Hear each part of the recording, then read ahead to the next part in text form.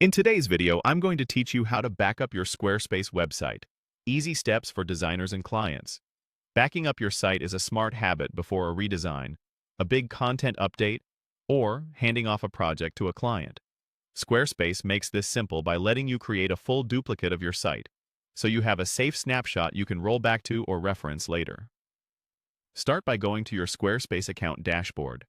If you're prompted to sign in, use your own credentials and make sure you have the correct permissions for the site you want to back up.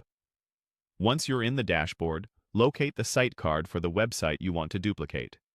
Next, click the highlighted area that opens the site's options. Depending on your view, this is typically the site card itself or the options icon that appears on it. This opens the controls you need for backing up.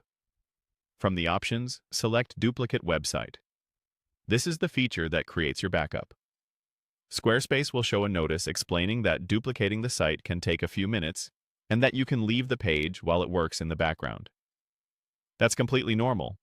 Larger sites or image-heavy pages may take a bit longer, so don't worry if you don't see it immediately. When you're ready, confirm by clicking Duplicate.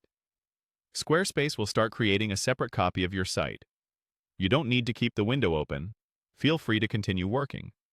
After a short wait, you'll see a new site appear in your dashboard, usually named as a copy of the original. That's your backup. A quick note on what to expect. The duplicate includes your pages, layouts, design styles, and most content.